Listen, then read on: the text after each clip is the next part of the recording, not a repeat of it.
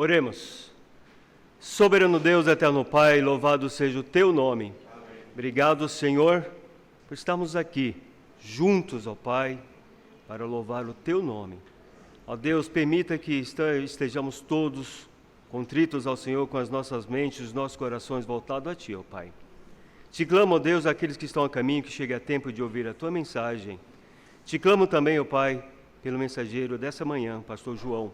Seja com Teu filho, ó Pai, que ele fale poderosamente, que ele fale, ó Pai, da Tua verdade, da Tua palavra, e que essa palavra se achegue e fique aos nossos corações. Abençoa o nosso dia, ó Pai, seja conosco. Essa é a minha oração em nome de Jesus. Amém. Podeis assentar, pastor João?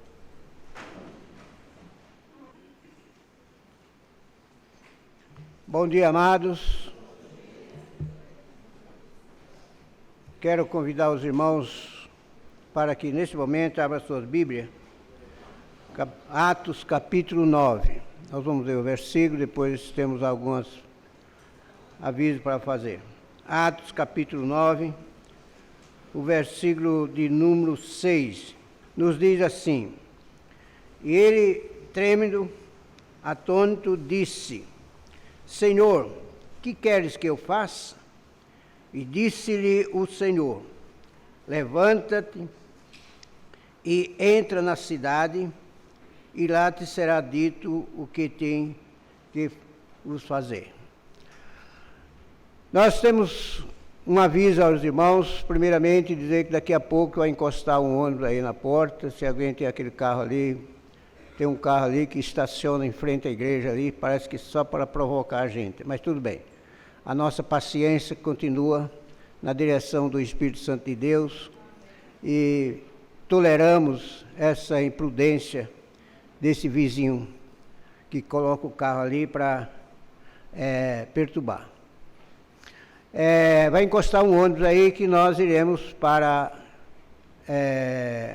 Heliópolis, perto de São Manuel, perto de Bauru. Daqui lá dá 270 quilômetros. Nós vamos sair daqui às 10 horas da manhã. O ônibus aí é a gentileza da igreja que está oferecendo para os irmãos. E vamos adiantar o funeral lá do nosso querido amigo pastor Stanislau. Esse fim de semana foi um fim de semana marcante para nós. Foi muito desgastante, mas estamos vivos. Nosso querido irmão foi membro dessa igreja, batizado aqui, foi diácono da igreja por muitos anos, foi o criador do departamento de embaixadores do rei aqui na nossa igreja. Muitos ministérios ele atuou com muita precisão, com muito progresso, e pastor Stanislau nos deixa uma lacuna muito grande. É mais um dos nossos amigos que nós, olhando para trás, vemos que a fila está andando, né? Mas está com Cristo. A cirurgia dele já estava programada para este ano, para aquela perna, mas Deus não quis mais que ele sofresse aqui. Levou para Cristo. Um exímio ganhador de almas. Mesmo não estando aqui na igreja, pastoreando lá em Heliópolis, ele tem aqui duas famílias que ele ganhou para Cristo. A família da nossa irmã Milka, que está aqui conosco, a família do nosso irmão William e Vanesca, que são membros aqui da igreja.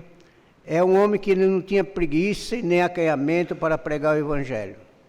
Cheio de defeito, como eu, não como os irmãos que não têm defeito, né, mas nós temos. E o Stanislau partiu para a eternidade. Na terça-feira, providenciada por Deus, nós tivemos quase uma hora no telefone conversando, lá onde ele estava, na cidade de Viçosa, lá em Minas, e conversamos bastante com ele, com o Tenilson, relembrando alguns tempos passados, dando risada, alegre, feliz, como ele sempre era. E quis Deus que, na volta, uma tragédia acontecesse, ele e a sua nora foram embora.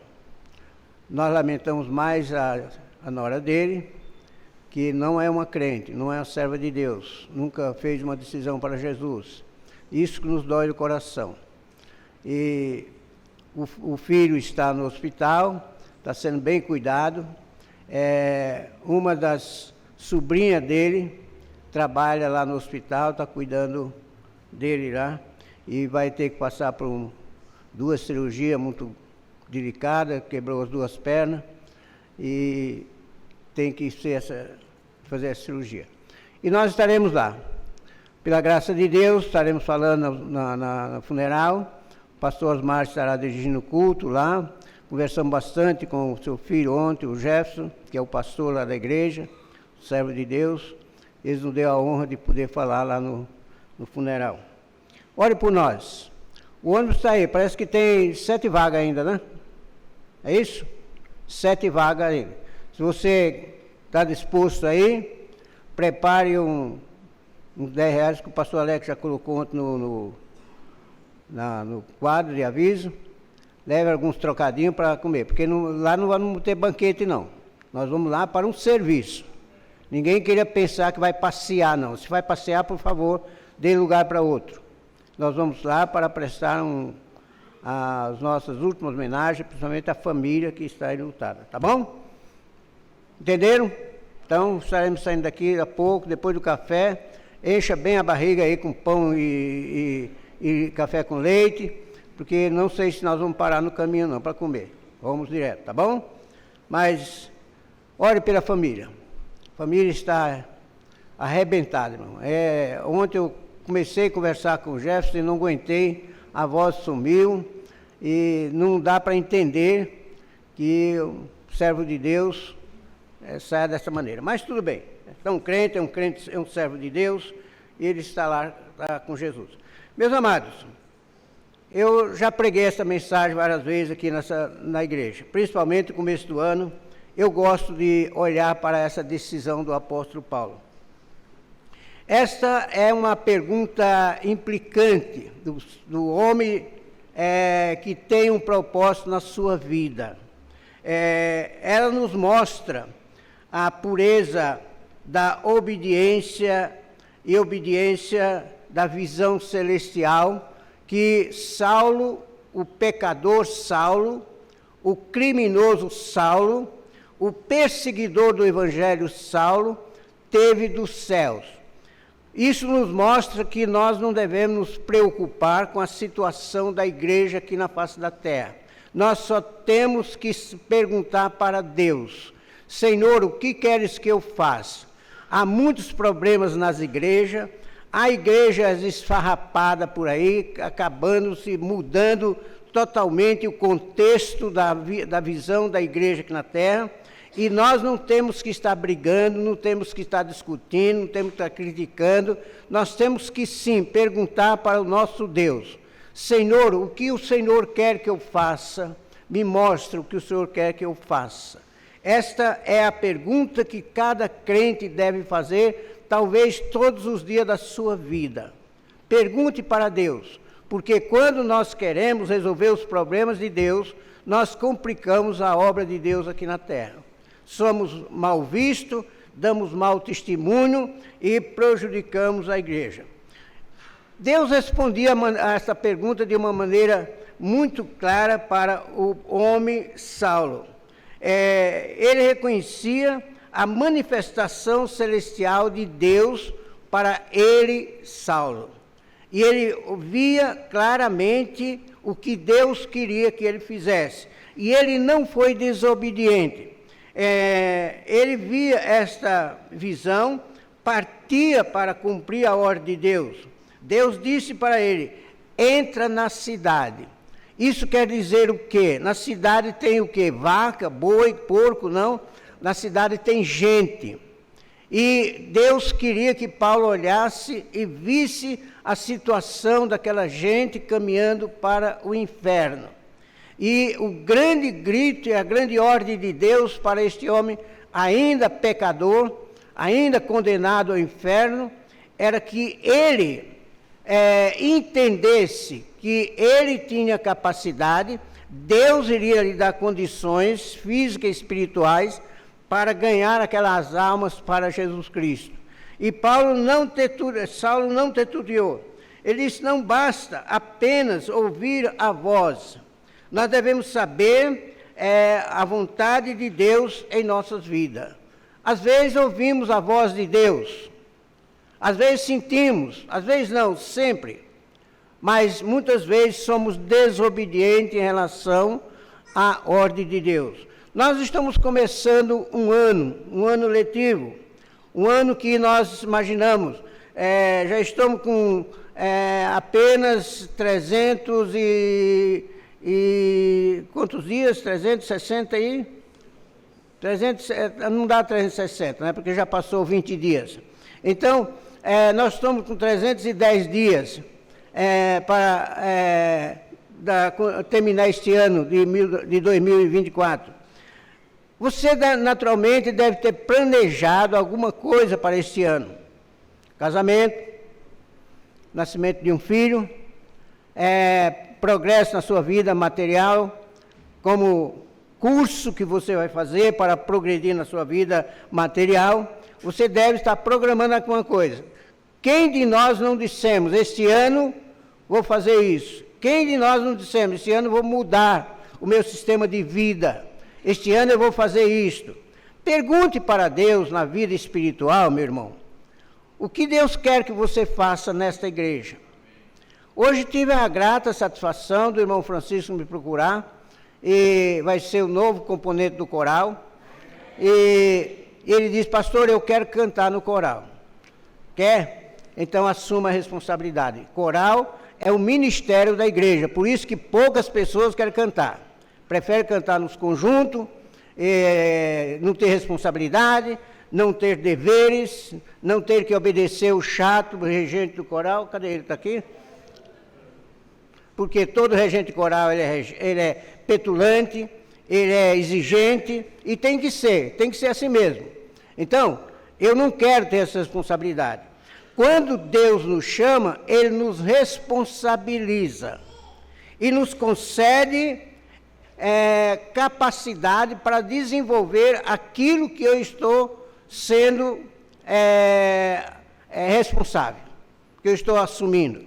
Então, Saulo saía dali com uma visão daquilo que Deus queria, o Deus que ele tanto zelava, que ele tanto dizia que obedecia. Agora você vai fazer isto, você vai entrar na cidade, lá tem gente que está precisando da sua mensagem, da mensagem que eu vou te pôr na sua boca, fala para eles.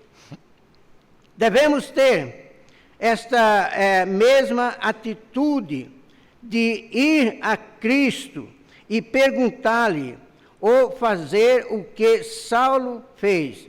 A resposta está em João capítulo 4, versículo 35, que diz, levanta os vossos olhos, vede as terras que já estão prontas para a ceifa. Levanta os vossos olhos. Crentes em nosso Senhor Jesus Cristo, nós vivemos num bairro totalmente perdido, de todo tipo de pecado, de vício e destruição. Um bairro violento. Eu vou me embora deste bairro. É o que muitos covardes, desobedientes à palavra de Deus faz. Eu vou morar lá naquela cidadezinha. Nós tivemos o privilégio de ir para uma cidadezinha agora, aqui no começo da semana passada, e lá você só vê passarinhos e nada mais. Cântico de manga que forrava o chão. Nunca chupei tanta manga na minha vida. Forrava o chão. E ali era só deitar de papo para cima e esperar as horas passar. Como um desocupado, sem nada fazer, porque gente não tinha. Então não é este o lugar que Deus quer de mim e para você. Nós estamos de passagem neste mundo. Estamos aí vendo e anunciando a morte de um homem que pensava que este ano ele ia fazer aquela cirurgia, ia voltar a andar normalmente, sem auxílio de muleta, porque ia fazer a cirurgia. Voltava da casa do irmão, cheio de saúde, cheio de alegria, cheio de projeto na cabeça, mas é isto que Deus quer de nós? Sim, Ele quer e Ele nos concede, portanto, assume a responsabilidade. Que simplicidade! A clareza é nessa súplica que a resposta clara e objetiva. Saulo estava resolvido a fazer o que o Senhor lhe mandara. No versículo 6 que nós lemos, ele disse, levanta, ele trêmulo, sem saber o que fazer, atônito, com medo, disse, Senhor, que queres que eu faça? Oh, que pergunta maravilhosa. E Deus não se engana quando Ele nos escolhe. Deus não se engana quando Ele te escolheu para ser membro desta igreja. Quantos covardes estão saindo daqui, da porta da igreja, indo para as igrejas suntuosas, que ninguém cuida da sua vida, pastor não vem lá em casa para encher a paciência, ninguém está perguntando por que eu não fui no culto, eu vou lá quando eu quero, eu canto quando eu quero, eu vou com a roupa que eu quero, eu não tenho que obedecer a ninguém. É este modelo de igreja que os crentes estão procurando. Agora, Paulo, ele assumiu uma vida de vida ou morte. E ele diz lá na frente, nada tenho por preciosa a minha vida, contanto que faça o quê, meu irmão? Que pregue a palavra de Deus, que obedeça ao Senhor Jesus Cristo. Meus irmãos, precisamos abrir os nossos ouvidos para escutar o que o nosso Senhor quer de mim e de você este ano. E o mundo quer ver de você, meu irmão, um servo ganhador de alma, não um passeador de igreja, não uma pessoa que faz da igreja um clube social. Eu vou quando eu tenho vontade, eu vou quando não está frio, quando não está chovendo, mas se você ouvir a voz do Senhor, você vai dizer, Senhor, me mostra o que o Senhor quer que eu faça. Se começarmos o ano assim, e se esta atitude for base do nosso alto futuro, estará garantido a nossa vitória. Ele mesmo, Paulo, escreve, lá em 2 Coríntios, capítulo 6, verso 18, e eu serei para vós pai, e vós sereis para mim filhos e filhas, diz o Senhor Todo-Poderoso. O que é isto, igreja? Isto é uma família unida num só propósito. Uma família desunida não pode progredir em nada na sua vida. Vamos construir a casa. A família tem que estar junto para sofrer os danos, sofrer os prejuízos, mas gozar dos privilégios. Nós estamos juntos. Vamos construir nossa casa. Vamos comprar um carro. Vamos pôr nossas despesas, tudo em ordem, controlada, para que eu não venha sofrer o dano. Vamos procurar fazer tudo unido. Igreja é isto.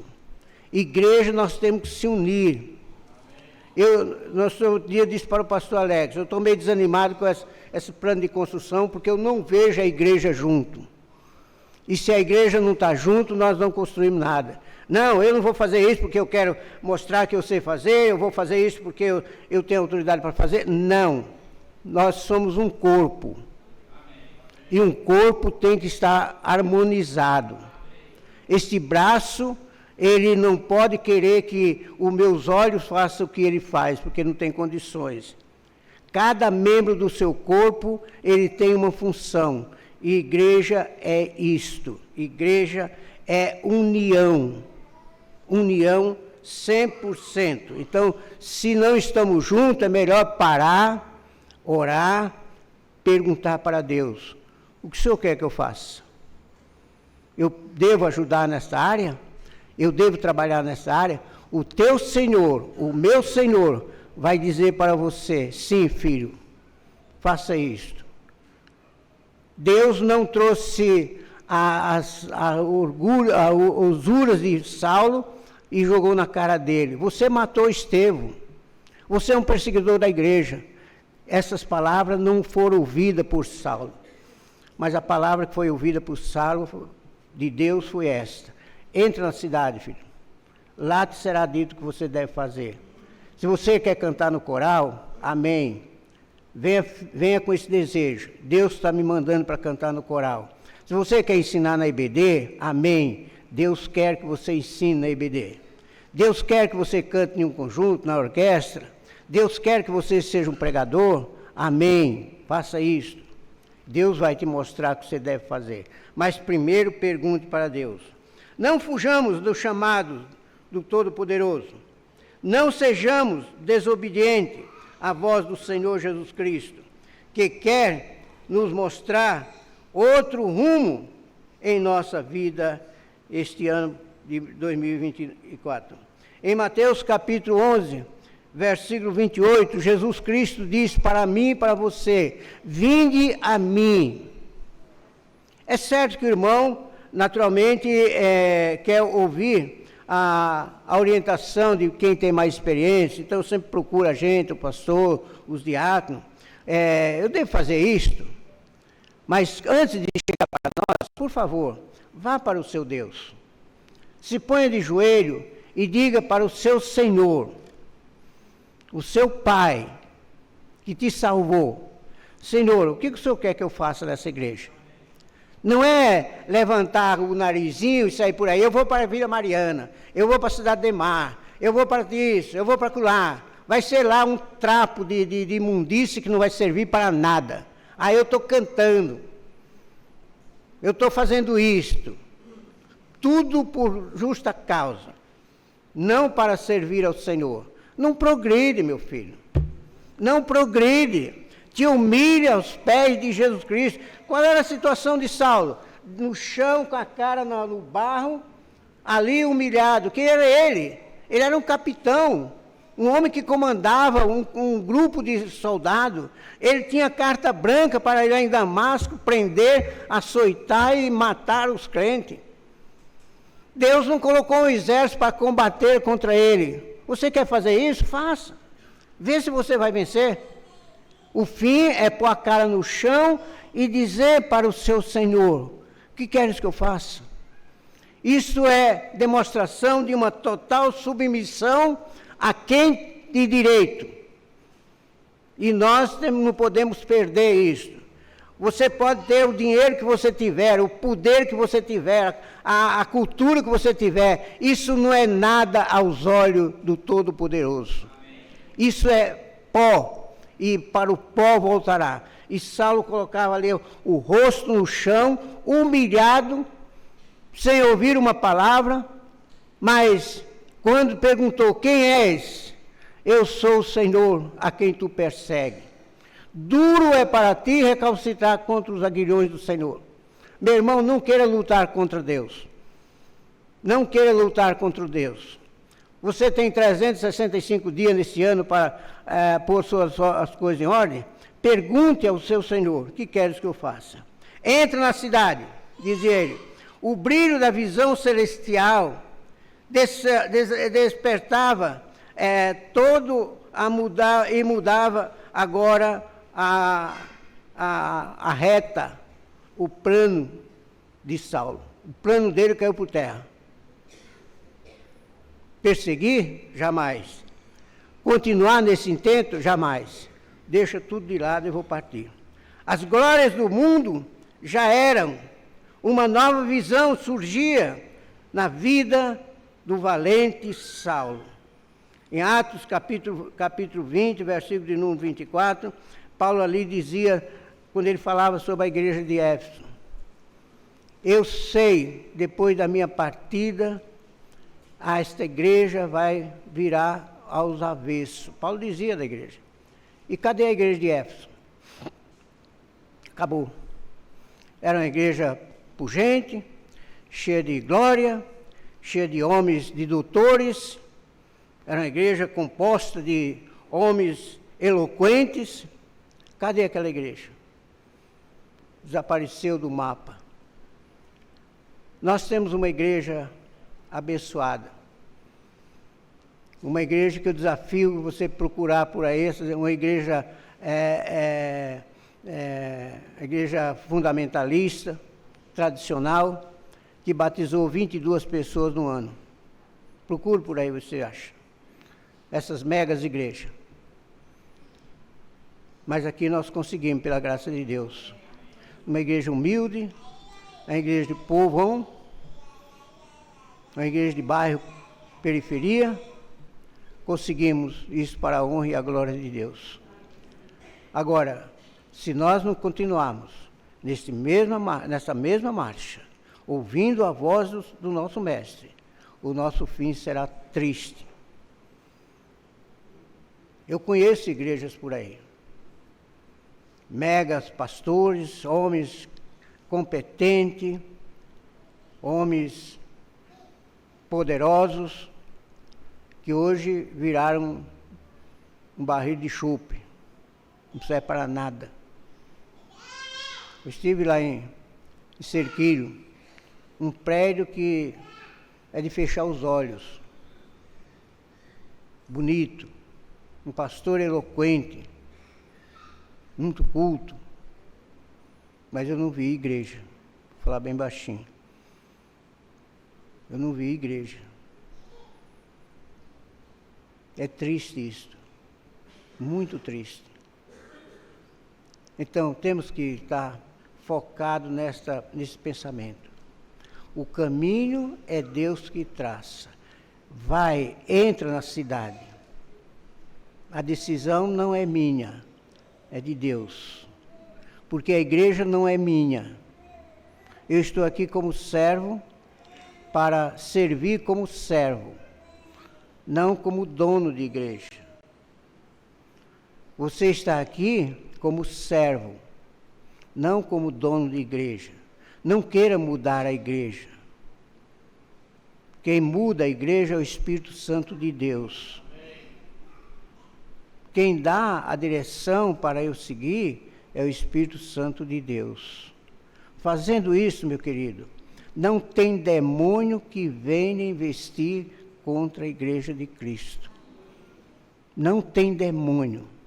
Por isso que Jesus Cristo disse: vinde a mim todos que estáis cansados e oprimidos, e eu vos aliviarei. Você está cansado do pastor? Você está cansado da liturgia da igreja? Não queira mudar não, meu. Não queira que você vai dar com os burros na água. A casa vai cair. É o que tem acontecido com todas as pessoas que saem jogando pedra nesta igreja. Todos. Ontem eu encontrei com um ex-membro desta igreja, lá no cemitério Campo Grande. O que está fazendo? Estou cantando. Parece o Roberto Carlos. Cantando por dinheiro. A vida esbagaçada espiritualmente falando. Sem prazer nenhum. O prazer é ganhar dinheiro. Ganhe a graça de Jesus Cristo. Se você andar assim, você é meus filhos, eu sou teu pai. Não é o que diz o texto que nós lemos? Então faça isto com amor. Cuide da sua vida espiritual. Ponha ela nas mãos de Deus e diga: Senhor, o que quer que eu faça? Mostra para mim aonde que eu devo andar, o que eu devo falar. E Deus vai lhe conceder a graça, a misericórdia de você ser bem-sucedido. Paulo terminava esse seu ministério dizendo sobre o texto que eu vou pregar hoje lá em São Manuel, se Deus permitir. Combati o mau combate. O bom combate, né? Eu errei aqui. Combati o bom combate. Combate não é festa não, irmãos.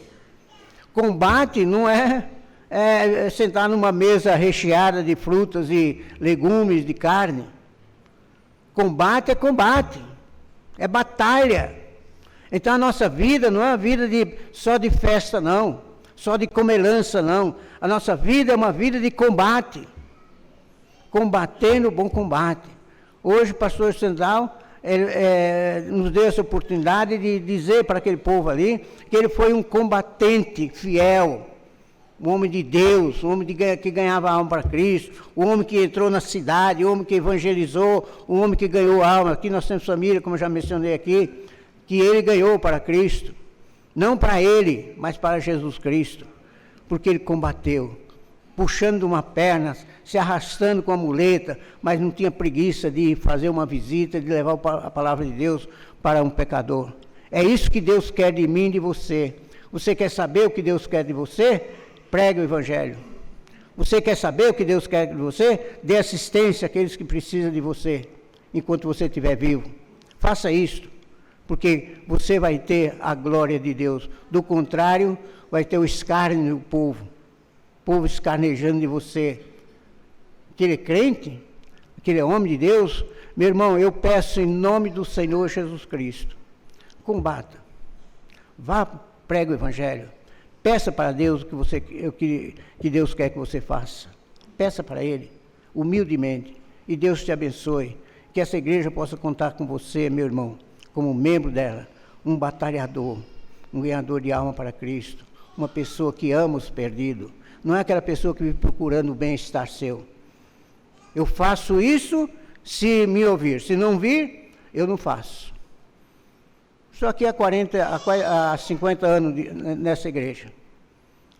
Quantas vezes eu já cheguei em casa e disse para minha esposa, eu não vou mais fazer nada. A gente faz, só reclama. Aí eu vou para o meu escritorinho lá, ponho a cara na terra e digo, Senhor, tem misericórdia desse miserável, falho homem. O que o Senhor quer que eu faça? E Deus me dá a diretriz para fazer.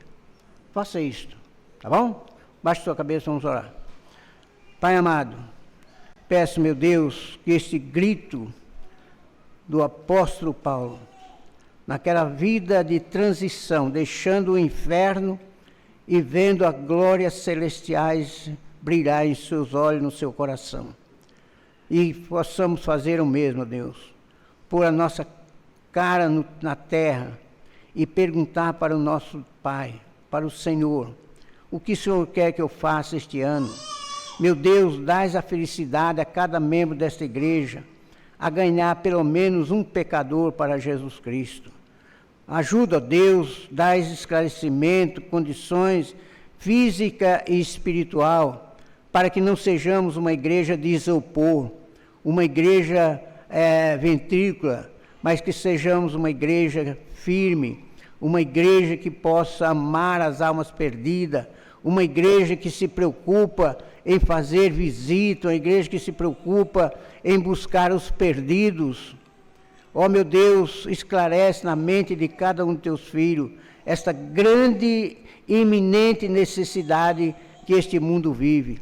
Há tantas pessoas caminhando, indo para o inferno, debaixo dos nossos narizes, sem ouvir uma só palavra de mim. Meu Deus, desperta na nossa vida esse grande desejo, e que o teu nome seja louvado. É o que te peço em nome do Senhor Jesus. Amém. Amém, irmãos? Certamente somos todos como Saulo de Tarso, que devemos não fazer as atrocidades que ele fez, mas devemos nos curvar e perguntar ao Senhor, o que faremos nós? E certamente Ele dirá ao nosso coração, obedece ao Senhor teu Salvador. Com certeza Ele dirá ao nosso coração, honra a teu Salvador. Amém? Antes de entoarmos o hino, eu gostaria do nosso lado direito, se temos alguém nos visitando pela primeira vez. Não? Nosso lado esquerdo, alguém nos visitando pela primeira vez? Seu nome, por gentileza. Fique de pé, se presente, por favor. Amém. Seja bem-vindo. É ao seu lado sua filha ou sua esposa? Por favor, apresente-a. Por favor. Ok, seja bem-vindo, que o Senhor possa abençoar. Vamos entoar o hino 314, Samuel. Eu peço aos irmãos que trouxeram seu dízimo, que deposita aqui no gasofilácio, e as ofertas serão entregues nas classes, ok? E os aniversariantes da semana, por favor, se achegue e venha aqui à frente, por favor.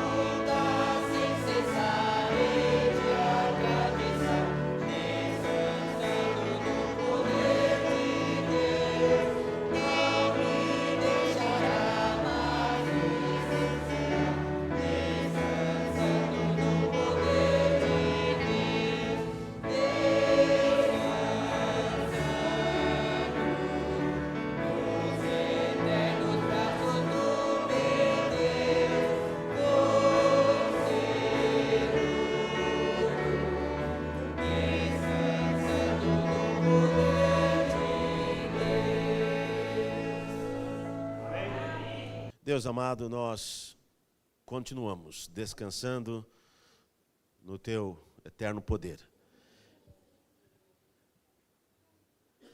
Existem, ó Deus, dias que precisamos de um descanso maior do que outros.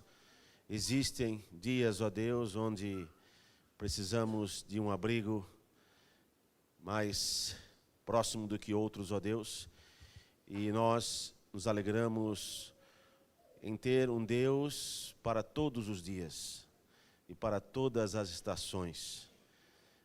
Um Deus que nós podemos contar tanto na alegria como também nos dias de grande tristeza, ó Deus. Eu peço a Deus, pela vida do Teu servo, Montércio, ó Deus, eu peço que o Senhor continue a multiplicar os seus dias com propósito, ó Deus, com direção e, ó Deus, com o privilégio e a vontade de servir o Teu santo nome. Abençoe, ó Deus, todos aqueles que aniversariam e talvez não estejam aqui. Eu peço a Deus que o Senhor continue a agregar à nossa igreja Teus servos e servas, ó Deus, que estejam prontos a Te servir, não importa o custo, ó Deus. Para nós é muito importante que o Senhor nos ajude a ter as pessoas aqui em nossa igreja, ó Deus, que irão glorificar o nome do Senhor Jesus Cristo, que irão, ó Deus, a ter um propósito, que irão fortalecer umas às outras, ó Deus. E eu agradeço que o Senhor continua a orientar e guiar e dar norte à Tua igreja nesse lugar, ó Deus. Eu peço pelo café que iremos compartilhar daqui a pouco. Eu peço a Deus pela viagem dos amados irmãos que estarão indo para o culto fúnebre do Teu servo que hoje descansa ao Teu lado. Que o Senhor dê a eles uma boa entrada e saída, ó Deus. Eu peço que o Senhor possa fazer com que esses irmãos, mesmo que com os corações doídos, ó Deus, possam também, ao chegar ali, abençoar e encorajar aqueles que estiverem naquela cidade. Ó Deus, eu peço que o Senhor nos ajude, a nós que estaremos aqui em São Paulo, nos cultos de logo mais hoje à noite, na aula que teremos daqui a pouco, em todas as coisas, nas grandes e pequenas, ó Deus, que o Senhor continue a nos mostrar a Tua vontade, que é sempre perfeita e boa, em nome de Jesus Cristo. Amém. Obrigado, pastor Alex, poderes assentar. Um rápido aviso, o nosso podcast que estava programado para ontem, às 15 horas, não aconteceu devido a alguns acontecimentos, a chuva, porém foi adiado, a data ainda não temos, mas em breve teremos o podcast. O pastor Alex será a pessoa entrevistada da vez. Vamos falar também do aviso aos educadores, dia 27 do 1. Dia 27 do 1, todos estão convidados, deve se fazer presente. Se você tiver alguma dificuldade, procure a Anaís e o Lincoln, com certeza eles estarão verificando alguma possibilidade, ok? Vamos ficar de pé, vamos recitar a nossa divisa. Todos, Hebreus 4:12, porque a palavra de Deus é viva e eficaz, e é mais penetrante que a espada alguma de 2 gumes, que penetra até a divisão da alma e do espírito, e das juntas e medulas, e é apta para discernir os pensamentos e intenções do coração. Bom dia, bom café.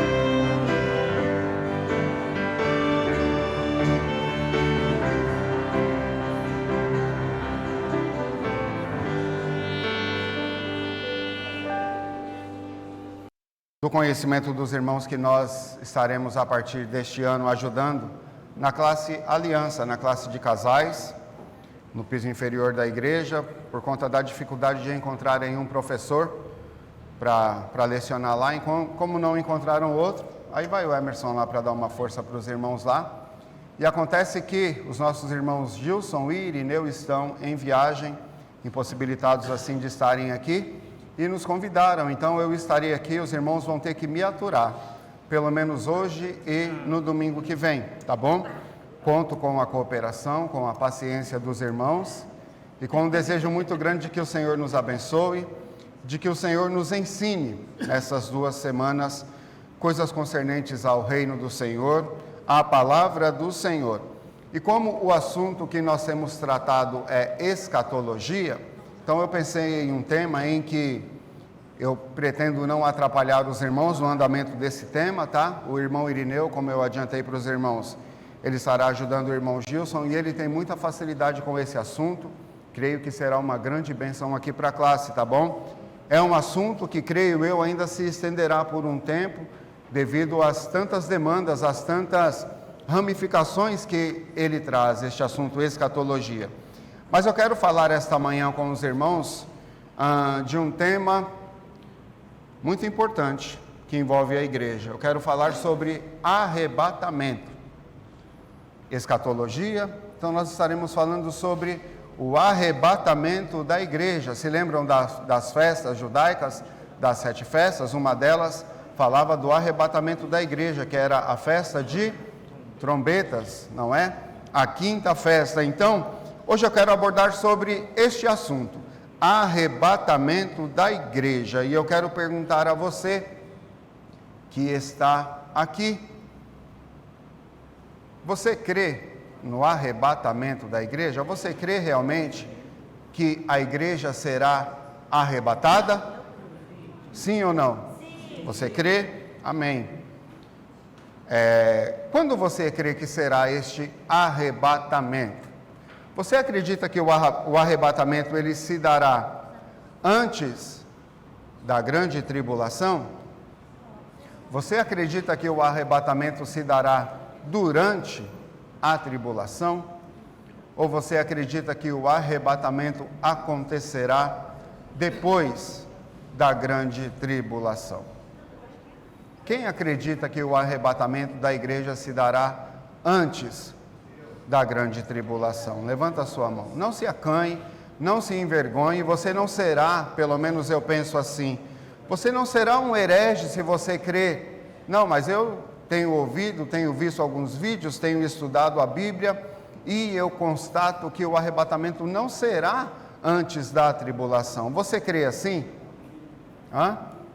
Você acredita que o arrebatamento será antes da tribulação? Novamente, antes? Quem acredita que o arrebatamento se dará durante a tribulação? Naquele intervalo do período de falsa paz, quando virá realmente aquele tempo de grande aflição. Você acredita que a igreja será arrebatada nesse meio da tribulação? Alguém acredita? Tá. E quem acredita que o arrebatamento da igreja será no final, depois da grande tribulação? Aí sim, Cristo virá e vai arrebatar todos os salvos depois. Por que eu estou fazendo estas perguntas? Porque existem estas 3 linhas de pensamento, tá? Existe o pré-tribulacionista, que somos nós nos enquadramos nesse grupo, nós pensamos assim, nós cremos assim, nós ensinamos assim, então nós somos pré-tribulacionistas, ou seja, nós cremos que a igreja será arrebatada antes. Existem os mesotribulacionistas, porque meso, no meio, a igreja será arrebatada no meio da grande tribulação. E existem os pós-tribulacionistas que creem que a igreja será arrebatada apenas depois da grande tribulação. Eu vou tentar passar um pouquinho sobre esses pensamentos entre hoje e na semana que vem, para que nós tenhamos um entendimento. Irmãos, quase sempre nós entendemos, nós dizemos, não, eu creio que a igreja será arrebatada, que será arrebatada antes. A nossa intenção é trazermos textos bíblicos, é trazermos evidências bíblicas, principalmente, de que a igreja será arrebatada antes da grande tribulação. Uma outra coisa que as pessoas dizem por aí: o arrebatamento será secreto? Porque muita gente que não acredita no arrebatamento da igreja, eles trazem essa ideia.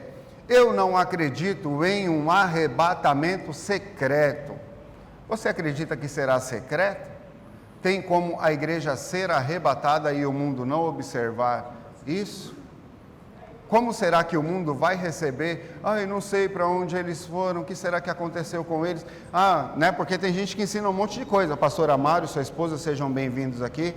Se quiserem, fiquem à vontade para comentar. As nossas aulas, elas são abertas, tá bom? Fiquem à vontade para comentar, para acrescentar. Até mesmo se eu falar alguma coisa aqui que você discordar, o irmão pode ter a palavra, pode nos ajudar também, tá? As pessoas trazem da seguinte maneira: não, porque vai ser secreto, as pessoas ensinam que vai ser secreto, que ninguém vai ver, que vai ser de surpresa. Não, não será secreto. O arrebatamento será uma evidência muito forte para as pessoas do mundo, tá? O mundo saberá que se tratará de um arrebatamento. Agora, acontece que a tecnologia está aí, as mídias abertas, falsas, que ensinam, que mostram o que querem, estão aí, e eles vão trazer um monte de teoria para o mundo. Aqueles pessimistas que só pregavam coisas ruins, que só falavam que não se enquadravam nesse mundo, eles foram levados aí por uma nave espacial e estão em outro mundo. Por que vocês acham que pesquisam tanto sobre coisas de outro mundo? Por que você acha que eles dizem que vêm por aí alienígenas, que tinha uma nave espacial em tal lugar? Então eles farão simulações, amados irmãos, que, como Cristo fala em Mateus 24, haverão tão grandes sinais e prodígios, que se possível for, até os escolhidos eles seriam enganados, tá? Então não será secreto, amados irmãos. Muitos não creem no arrebatamento da igreja antes da tribulação, dizendo que é uma teoria que surgiu em 1800 e pouco, porque um teólogo trouxe isso aí é balela, tá, irmãos? É uma ideia já bem antiga, tá? Nós veremos nesta aula que o arrebatamento bíblico não se trata de um ensinamento humano, não é um teólogo, alguém que se levantou, tá bom? Nós não podemos nos esquecer, amados irmãos, de que Jesus era judeu, certo? Então ele falava como judeu. Jesus Cristo, ele se comportava como judeu.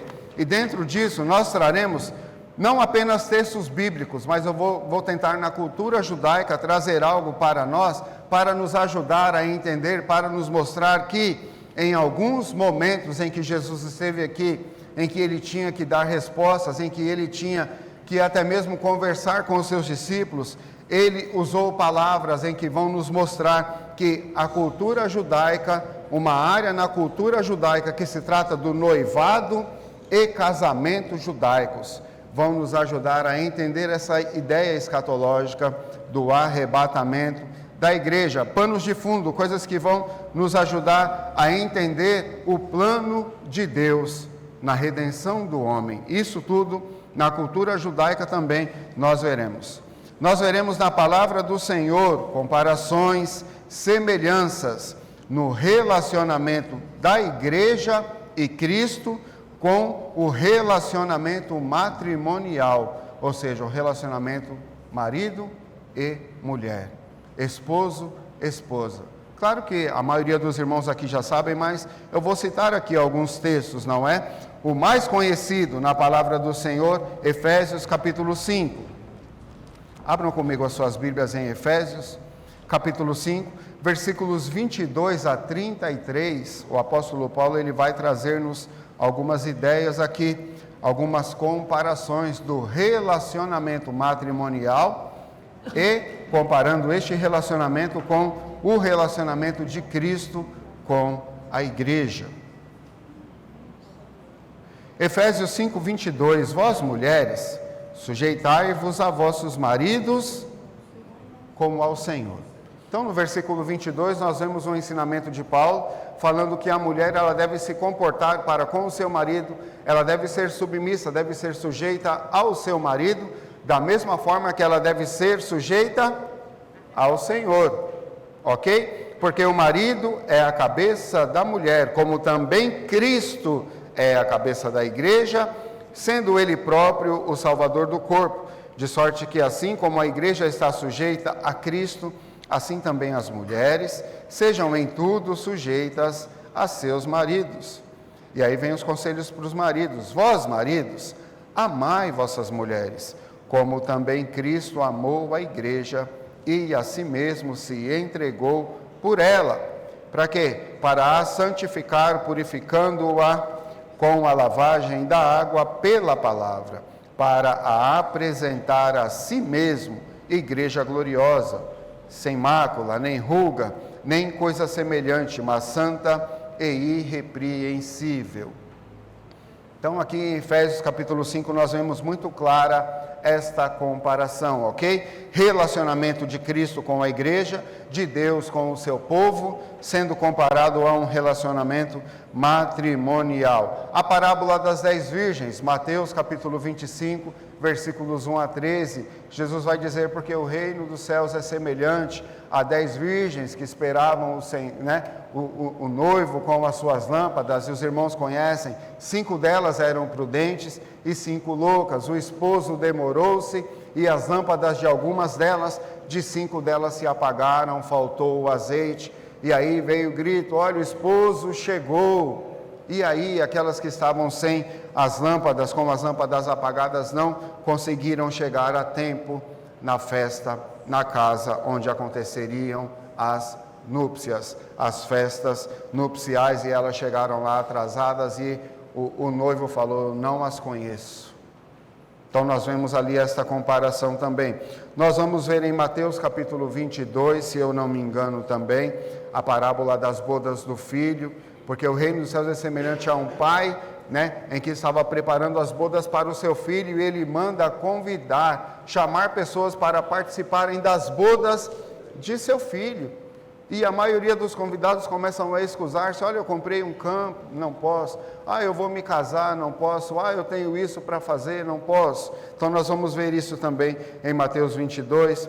Nós vamos ver também, amados irmãos, Apocalipse capítulo 19, versículo 7, que é aquele texto que o pastor João sempre cita de cor aqui na frente, quando ele serve a ceia. Regozijemo-nos e alegremo-nos e demos-lhe glória, porque vindas são as bodas do Cordeiro, e já a sua esposa se apronta. Apocalipse 19, 7. E no Antigo Testamento também, irmãos, nós vamos ter alguns exemplos, novamente, do relacionamento de Deus com o seu povo, comparado a um relacionamento matrimonial. Um clássico, a história de Ruth. Ruth, uma moabita, uma estrangeira que foi que teve contato, que passou a fazer parte da família de Noemi. Ela era a nora de Noemi, me corrijam aí se eu falar alguma coisa fora aqui, tá? Noemi, que foi com Elimeleque, seu marido, porque houve fome lá em Moabe, foram para outros lugares lá, e lá faleceu Elimeleque, faleceram os 2 filhos de Noemi, e aí ela ficou diante das suas 2 noras, Ruth e Orfa. Qual era o nome da outra nora? Orfa mesmo, não é? E aí Ruth falou, Noemi falou, não tenho mais nada para oferecer para vocês, se vocês quiserem podem voltar. E aí Ruth olha para sua sogra e fala, não, eu vou continuar contigo. Através da minha vida contigo eu vi que existe Deus e eu quero servir esse Deus. O seu Deus será o meu Deus, eu quero estar contigo. E ali ela continuou, e aí descobriu-se que havia no parentesco de Noemi um homem chamado Boaz, não é?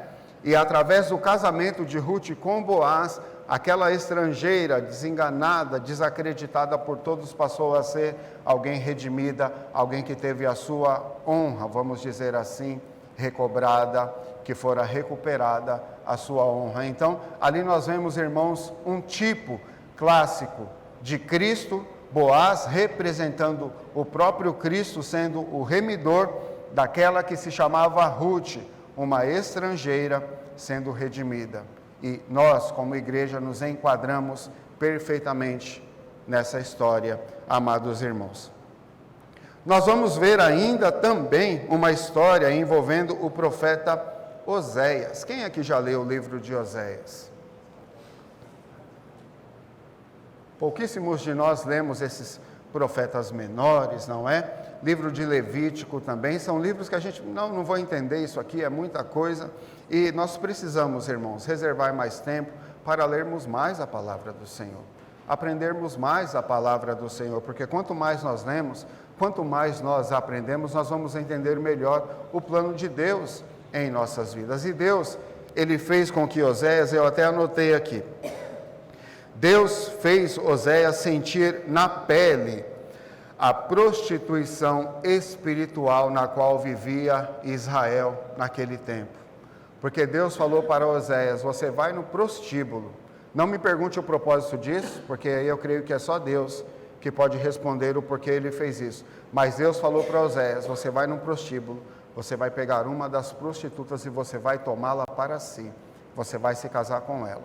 Oséias tomou uma prostituta, se casou com ela, teve filhos com ela, e ela se apartou dele, o traiu.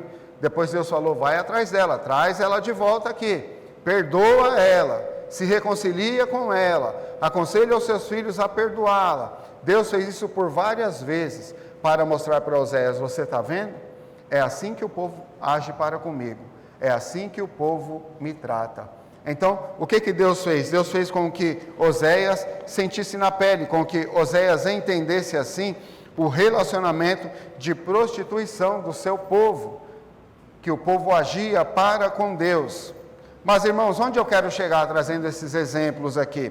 Como eu já adiantei, eu quero apresentar para os irmãos evidências dentro do casamento, da cultura judaica, não da cultura brasileira, mesmo porque em nossos dias, tá? Quero dizer para os irmãos também que, mesmo na cultura judaica, as evidências que nós traremos aqui, muitas delas se deram nos tempos bíblicos, nos tempos da vinda de Jesus, e que nem todos, por serem judeus, realizavam e realizam as cerimônias, esse processo de casamento, de noivado e casamento, desta maneira. Da mesma forma que no Brasil existem várias maneiras, ainda mais nos nossos dias, hoje a gente vê as pessoas realizando cerimônias de casamento debaixo d'água.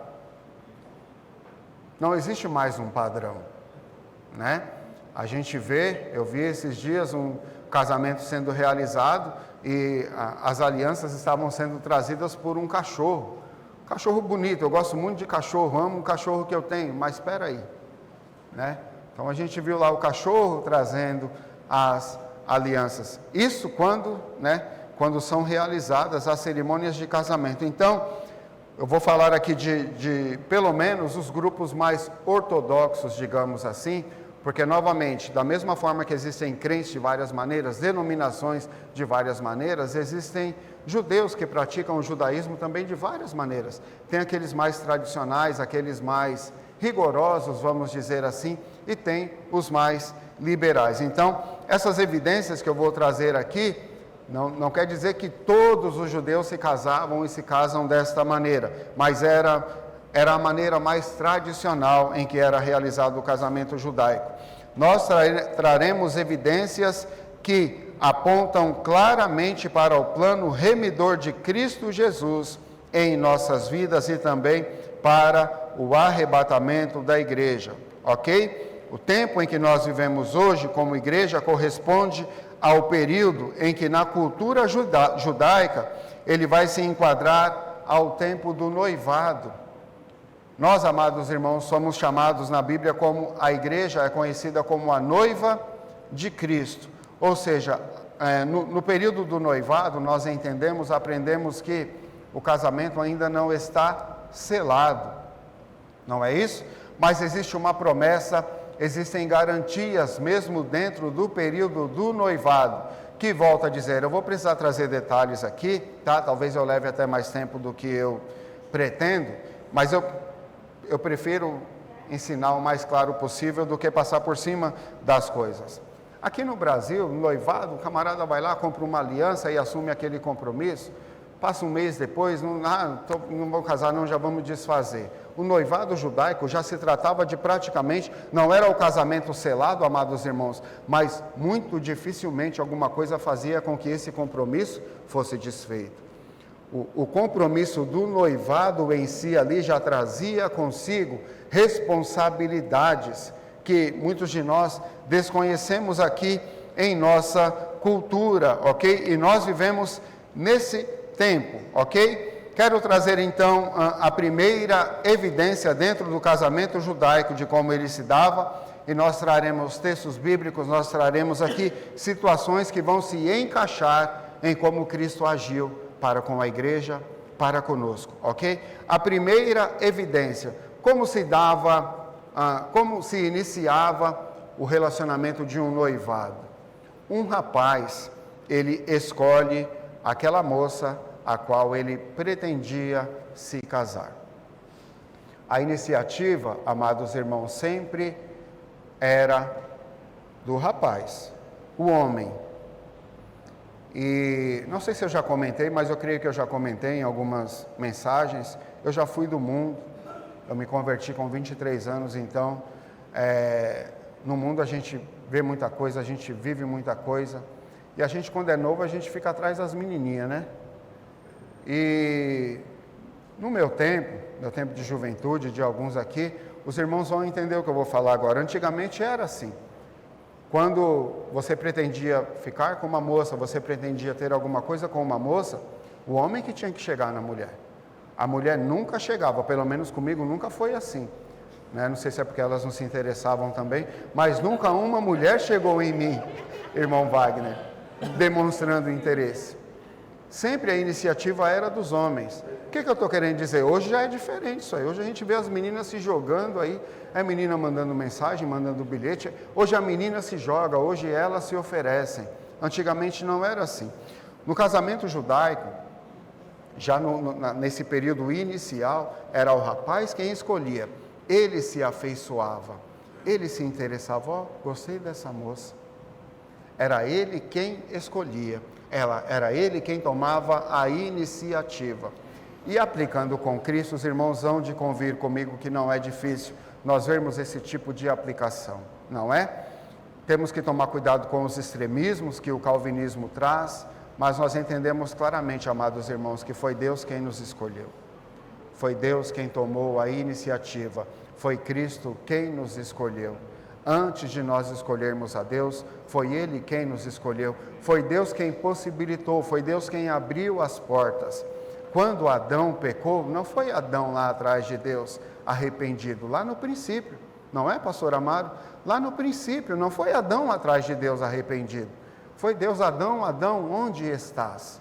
Sempre a iniciativa foi de Deus. O Salmo 14 nos mostra que Deus olhando, e ali é uma figura, não é que Deus não sabia, não é que Deus estava desesperadamente procurando um justo, procurando alguém que o servisse. Que às vezes a gente lê a Bíblia e a gente tem algumas interpretações complicadas, não é?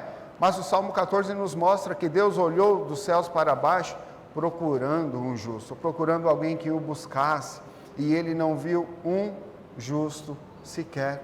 Não havia ninguém que o buscasse, é o que a Bíblia nos diz, tá?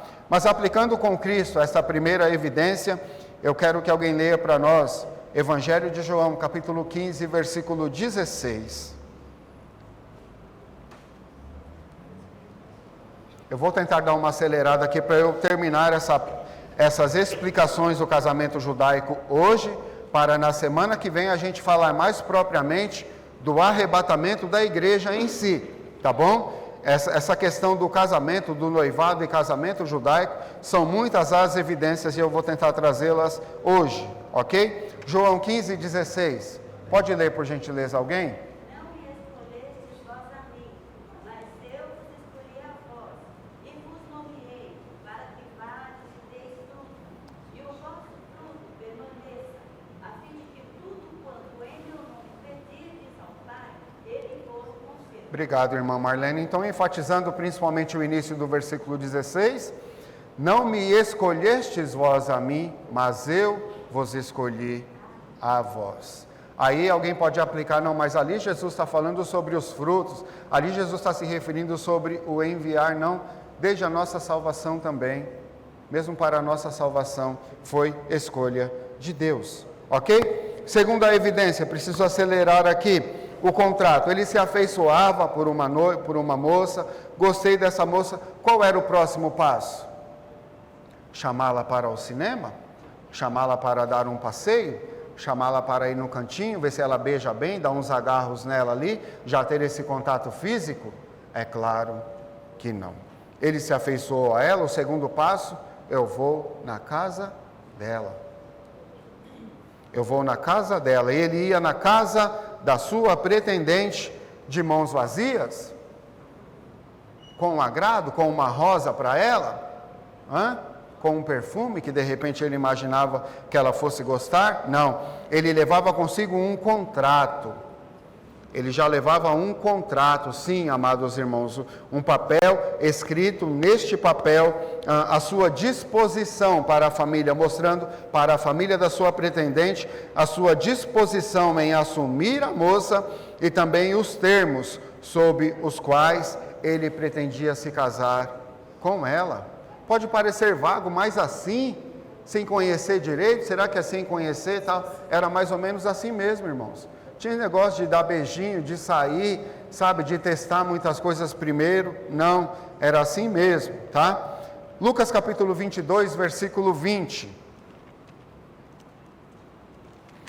Como isso se aplica com Cristo? Cristo, ele veio aqui à terra, amados irmãos. Ele veio aqui à nossa casa e ele trouxe um contrato. Lucas 22, 20.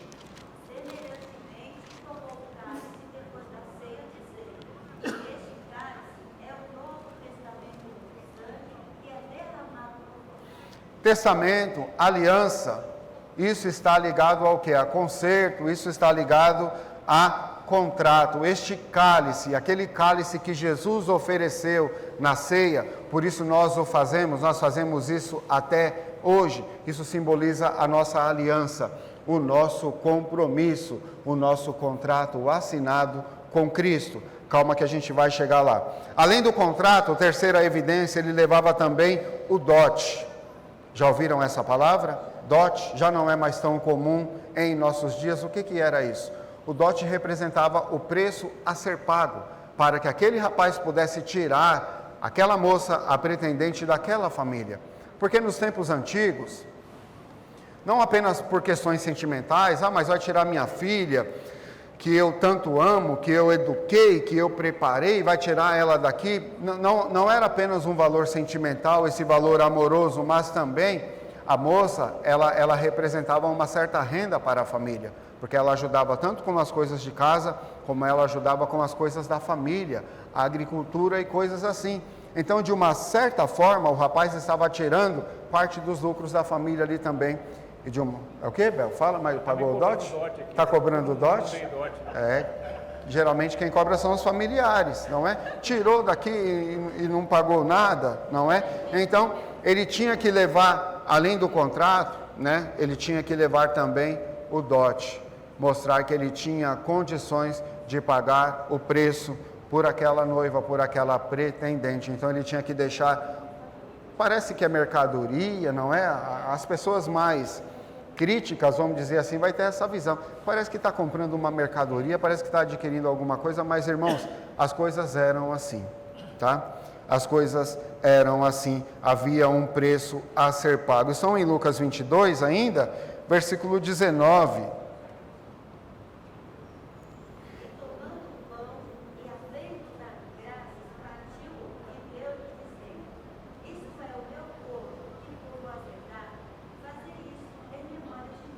Amém. Então, a aplicação aqui, amados irmãos, é de que o preço, o dote que Cristo pagou para nos conquistar, o preço pago por Ele foi a sua própria vida, foi o seu próprio corpo, entregue naquela cruz em sacrifício para nos conceder a salvação, para nos conceder a redenção.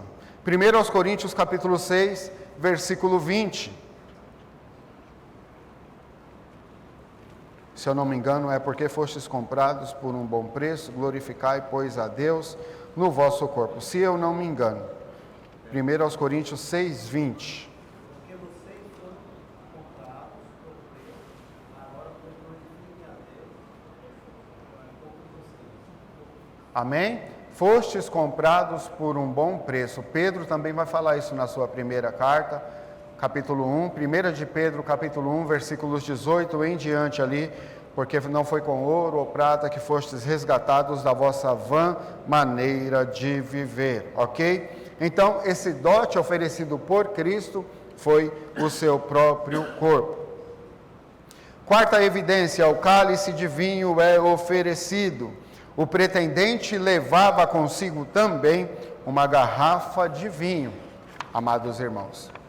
Ele levava uma garrafa de vinho e lá ele oferecia, ele conversava com a família da noiva, possivelmente, prioritariamente com os pais da noiva, eles concordando, aí sim ele tinha a liberdade de se dirigir à noiva.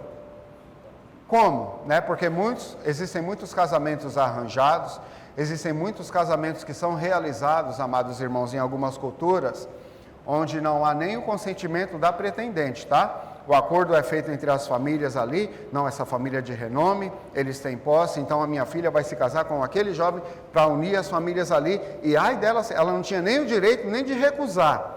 Muitos casamentos são feitos assim, mas no judaísmo não era bem assim. Deus os abençoe, querido. No judaísmo não era bem assim. Ele conversava com os pais, a noiva, tendo o consentimento deles, aí sim ele passava a se dirigir à sua pretendente. Como que ele fazia isso? Ele abria aquele vinho, enchia 2 taças de vinho, uma delas ele oferecia para ela. Ela aceitou tomar o vinho, isso significa que ela estava dizendo sim para ele. Se ela se recusasse, não, eu não quero o vinho, isso significava que ela não queria se casar. Era a maneira dela dizer não, sem muito constrangimento, sem ter que dar muita... Não, mas eu não quero porque eu acho ele feio. Ah, eu não quero porque eu acho que ele não vai cumprir com a palavra dele. Sem ter que dar satisfações, a maneira dela dizer não era... simplesmente colocava o vinho de volta na mesa, enfim, devolvia para ele, eu não quero.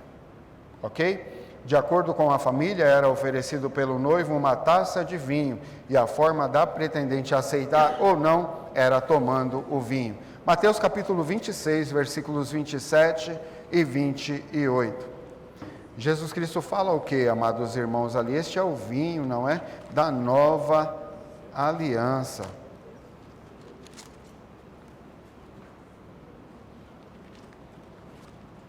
E tomando o cálice, e dando graças, deu dizendo: bebei dele todos.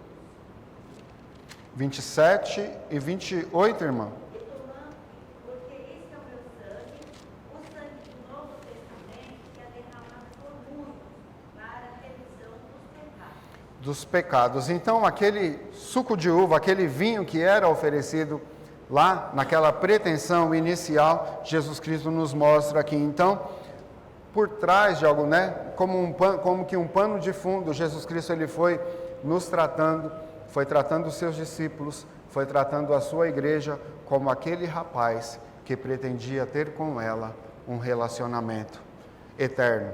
Por isso, amados irmãos, existe esse princípio, existe essa ideia de uma imensa seriedade no casamento. O casamento não é brincadeira, irmãos. Casamento não é brincadeira. O mundo tem banalizado isso, mas nós vemos que Deus, nós vemos que Cristo, ele trata isso com muita seriedade. A quinta evidência era um presente. Ele levava um presente de alto valor e deixava para a sua noiva. Sabiam disso? Então ele ia com uma certa bagagem ali. Ele não ia de mãos abanando, ele ia com o contrato, ele ia com o vinho e ele ia também com um presente de alto valor. Para quê? Ele deixava com aquela pretendente, ela ficava com aquele presente para que através daquele presente ele mostrasse para ela o valor que ela tinha para ele, o valor que ela representava para ele, e também esse presente fazia com que ela não se esquecesse dele, fazia com que ela se lembrasse dele constantemente. Outros detalhes, outros historiadores também vão trazer a ideia de que nesse período, porque ele deixava esse presente, ele se afastava, a gente vai falar sobre isso. Ele tinha esse primeiro contato, essas pretensões, o contrato ali assinado, tudo, depois ele se ausentava e ele não havia mais até o dia do casamento. Então, alguns historiadores até dizem que era estabelecido entre eles aquele que seria o amigo dos noivos. Esse amigo, ele tinha o papel de manter a noiva informada acerca do andamento dos preparativos do noivo para o selo do casamento, para que ela se mantivesse ali informada, se mantivesse animada, ok? Porque convenhamos, não devia ser fácil. Ele vem aqui, ele promete, eu não sei de mais nada dele, ele foi não sei para onde, não sei quando que ele volta. Alguns dizem que esse período de noivado, ele se dava entre 1 e 3 anos.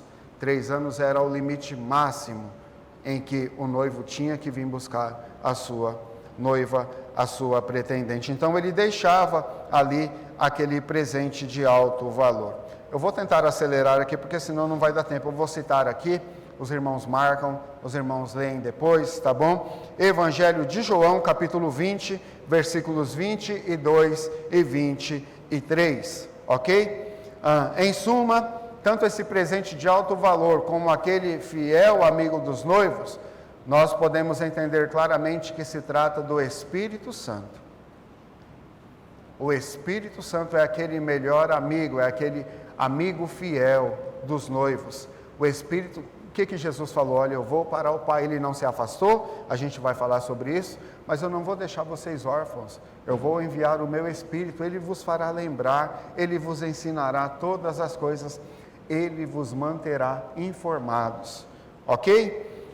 O afastamento do noivo, né? Então ele se despedia da noiva e não havia até o dia do casamento. Lucas capítulo 24, capítulo 24, versículos 49 a 52, Atos capítulo 1, versículos 9 a 11. Depois que Cristo ressuscitou, ele foi para o céu, não é isso? E lá em Atos, principalmente, eles olhando para cima, atônitos, os anjos chegam e falam, o que vocês estão olhando? O mesmo Senhor que vocês viram subir, ele vai descer, ele virá vos buscar. Então, o noivo, ele foi, mas ele vai voltar para buscar vocês. Amém? Estão comigo? A construção e preparo da câmara nupcial. O noivo se afastava e ele tinha como papel principal correr atrás. Por isso que dizem que quem casa, quer casa. Ele corria atrás dos preparativos, ok? Então ele ia preparar o quê? A câmara nupcial que ficava na casa do seu pai. Câmara é uma espécie de cômodo. Essa festa nupcial, ela era realizada na casa do seu pai. Não era ainda na casa que ele iria morar com ela, mas era na casa do seu pai. Cabia a ele os preparativos disso, ok? E ele preparando essa câmara, ele preparando tudo ali, às vezes até para que não houvesse pressa por parte dele para buscar a sua noiva antes que os preparativos estivessem realmente de acordo com as exigências, ele preparava tudo e ele só podia voltar para buscar a sua noiva com o consentimento do seu pai. O pai do noivo tinha que chegar, olhar todos os preparativos e dizer assim, realmente está dentro, realmente está de acordo, você preparou muito bem, agora pode ir buscar. Maravilhoso, eu penso, né, como as coisas se encaixam. João capítulo 14, versículos 1 a 3. João 14, Jesus Cristo fala, não se turbe o vosso coração, credes em Deus, crede também em mim, na casa de meu pai há muitas moradas, se não fosse assim eu vou teria dito.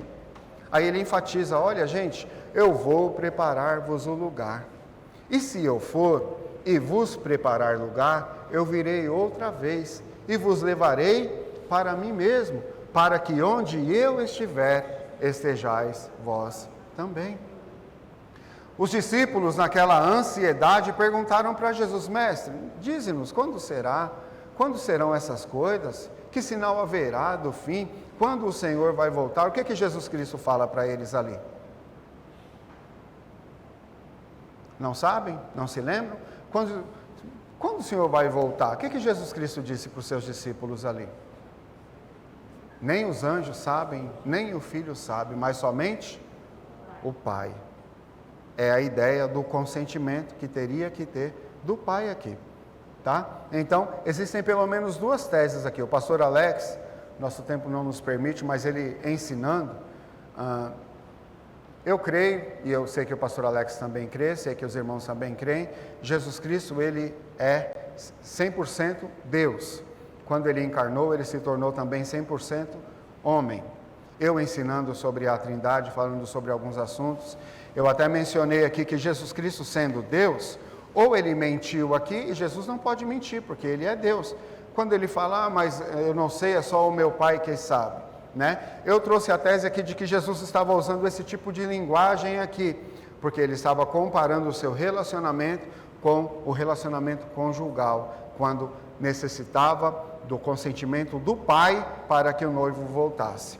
E eu percebi assim nas entrelinhas, dentro dos ensinamentos do pastor Alex, que quando Filipenses fala que Cristo se esvaziou da sua deidade, vamos dizer assim, não é que ele deixou de ser Deus, mas ele abriu mão, e enquanto ele encarnou aqui, Cristo viveu uma vida de total dependência do Espírito Santo, por isso ele orava, por isso ele era conduzido pelo Espírito Santo, por isso ele agradecia a Deus.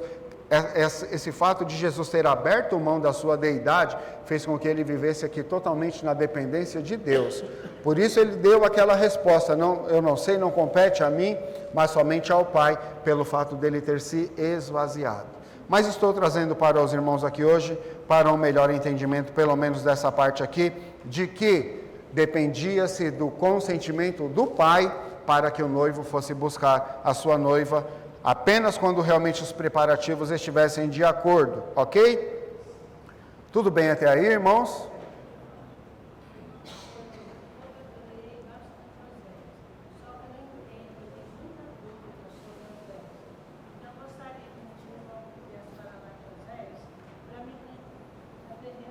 Tá.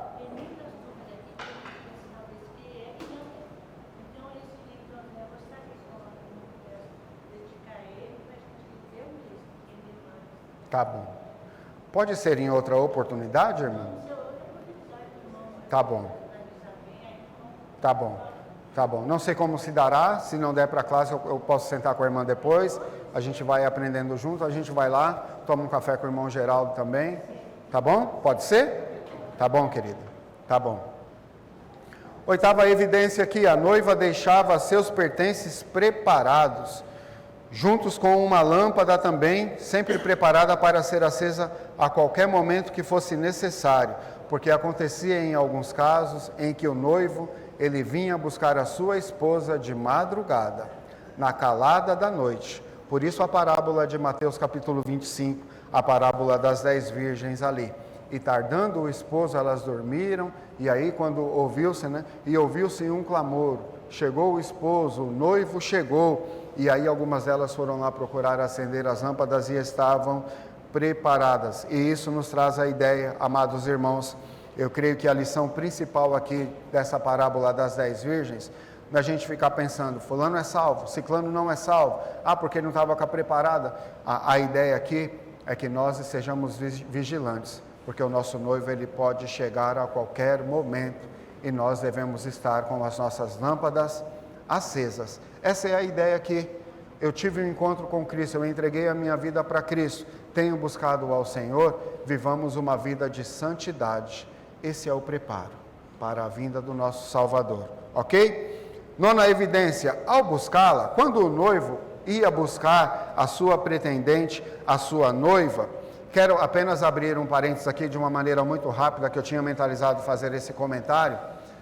José e Maria, Maria, mãe de Jesus, José, o pai de Jesus, humanamente falando, tá? Eles estavam nesse período de noivado aqui, tá? Havia um compromisso ali, eles eram noivos.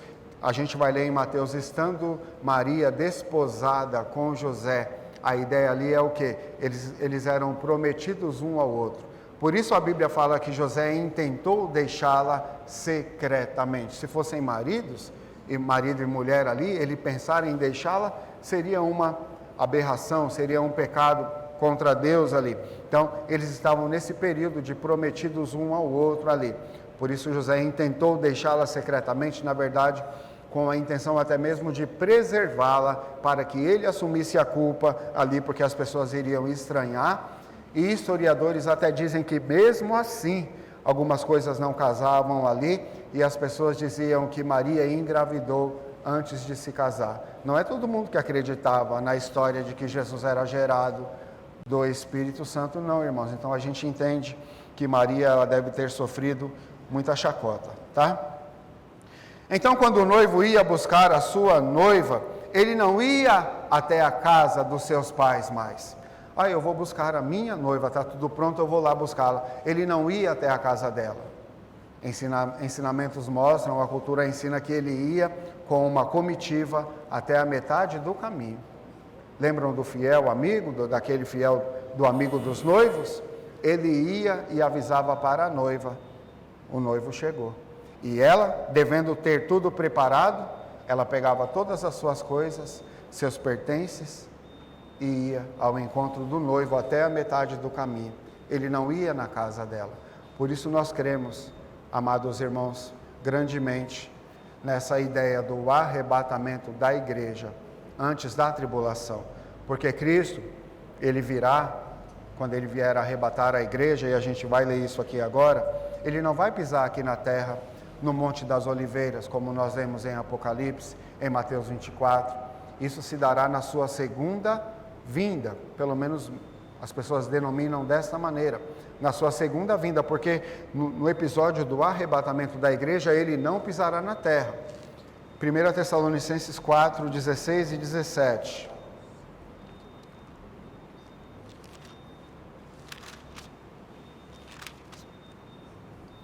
1 aos Tessalonicenses 4, 16, porque o mesmo Senhor descerá do céu com alarido e com voz de arcanjo e com a trombeta de Deus, e os que morreram em Cristo ressuscitarão primeiro.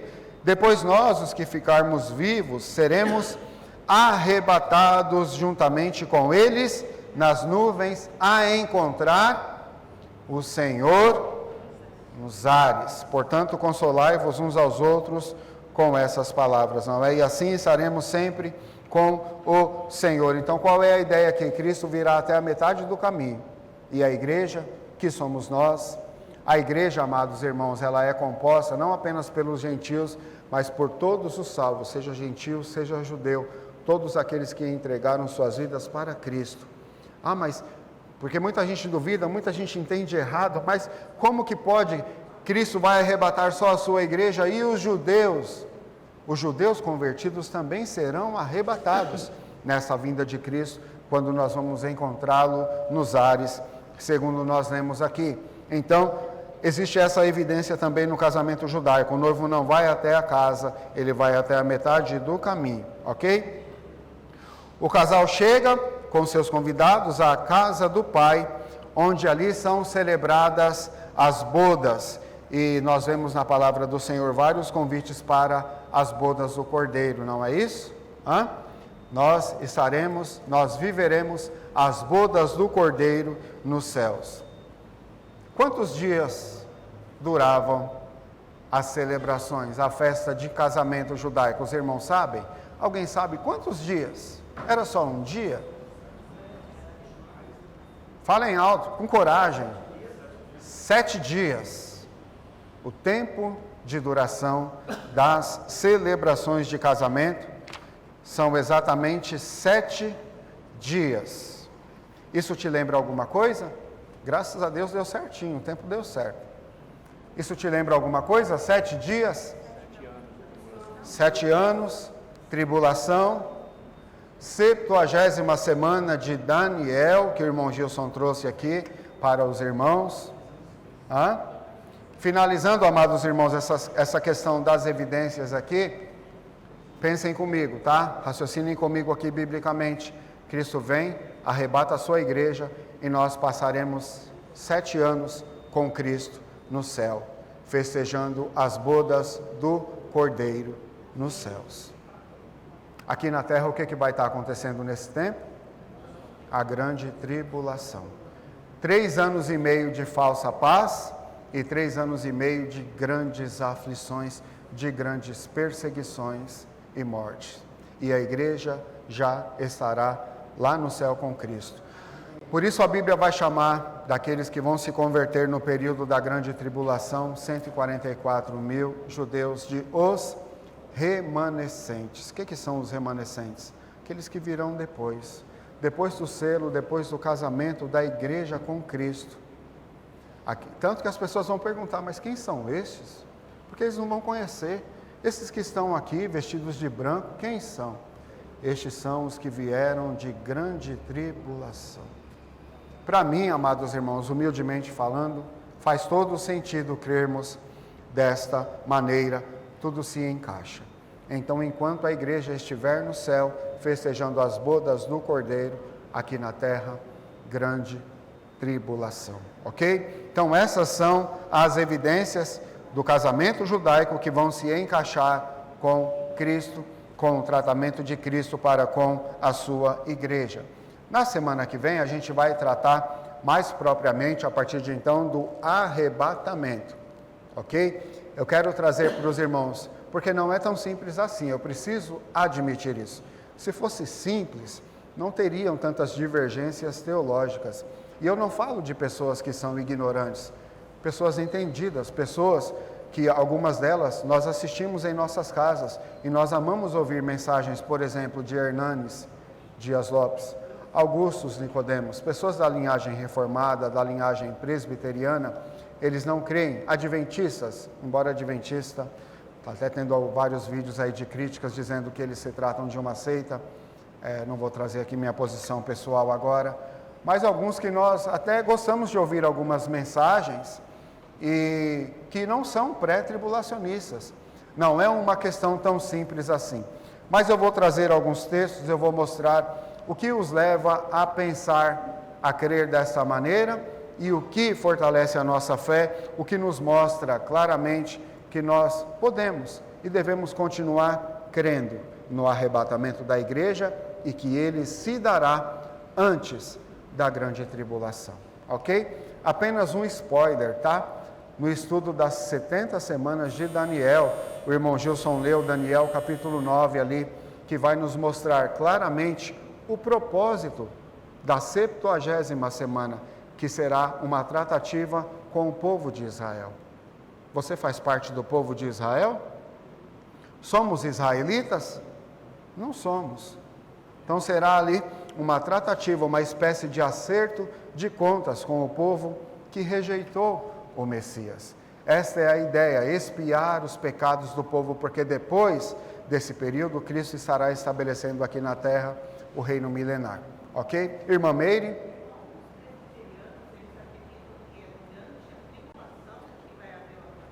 Não, a maioria deles são pós-tribulacionistas. Eles acreditam em apenas uma vinda de Cristo depois da grande tribulação, depois dos 7 anos. Ok? Tudo bem? Mais alguma dúvida?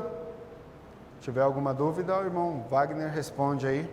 Nosso tempo já foi, vamos orar então, amados irmãos, para encerrarmos. Na semana que vem, daremos continuidade. Um conselho: pesquisem sobre o tema, irmãos. Estudem sobre o tema, ok? E nos ajudem na semana que vem. Eu quero trazer algumas situações aqui e talvez eu até vou querer mais a participação dos irmãos na semana que vem. Mas não fiquem com medo. Não quero falar aqui porque, não vou não, que eu não sei o que o Emerson vai fazer na semana que vem, não. Venham na semana que vem.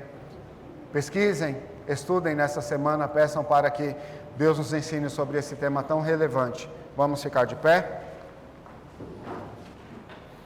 Obrigado, Senhor Deus, pela Tua bondade, pelo Teu amor para conosco. Ó Deus, aprove ao Senhor nos preservar para que continuemos adorando o Senhor. Continue abençoando nossa igreja, a Escola Bíblica Dominical, a nossa classe aqui. Esteja abençoando o nosso irmão Gilson com a sua família, irmão Irineu com a sua família. Cuida dos Teus servos, meu Pai. E seja abrindo a nossa mente, iluminando o nosso entendimento, para que creamos mais em Ti. Aumenta, Senhor, por favor, a nossa fé, Senhor. Obrigado pela Tua palavra. Leva, ó Deus, os Teus servos guardados, protegidos pelo Senhor, para Areiópolis, ó Deus. Conforte os familiares ali do pastor Stanislau, também da Caroline, ó Deus, os seus pais. Tende misericórdia desta família que precisa tanto, neste momento, do Senhor bem presente, porque eles estão passando por um momento de grande angústia, Senhor. Tem misericórdia de nós, Senhor. E ajuda-nos, ó Deus. Nos ajude a Te servirmos melhor, a amarmos mais uns aos outros, a estarmos mais preparados para a vinda do nosso Salvador. Em nome de Jesus, eu oro ao Senhor. Amém. Deus os abençoe, amados. Um ótimo domingo. Até mais tarde.